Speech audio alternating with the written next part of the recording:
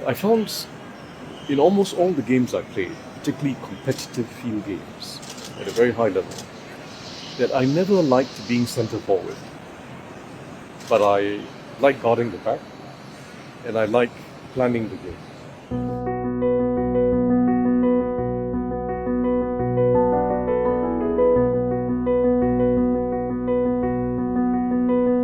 Does Singapore believe in the notion of a safety net for those who fall between the cracks of a successful economy? I believe in the notion of a trampoline.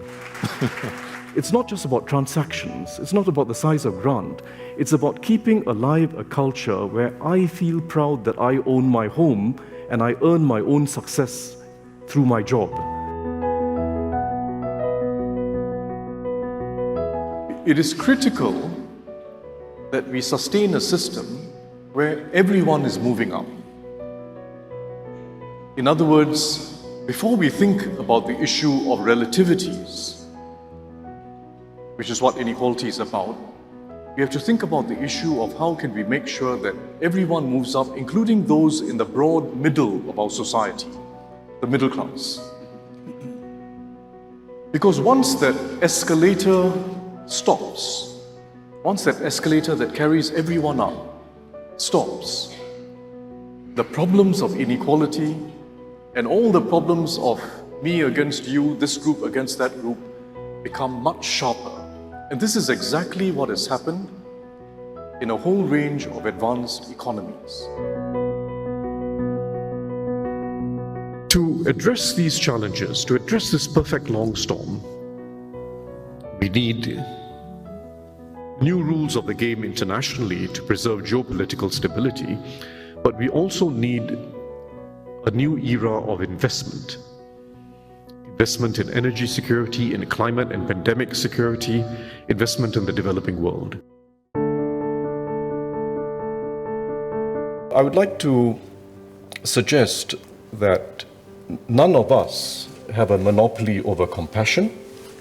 And I say this not to discredit anyone. And in particular, I really respect where member J. Muslim is coming from, intellectually, emotionally, and so on.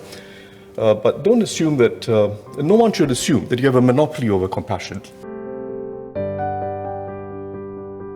We need a new understanding between the US and China in particular, because that's the most important of the relationships between countries in the world.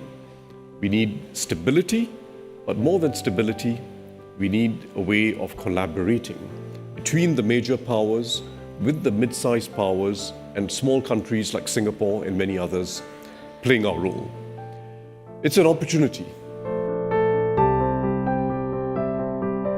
We have to recognize that China is not the Soviet Union during the Cold War.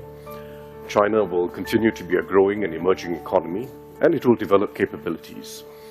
You can slow the development of those capabilities, particularly in advanced semiconductors and a few other areas, but you can't prevent China from emerging as a major player in the global economy and in the global technology space.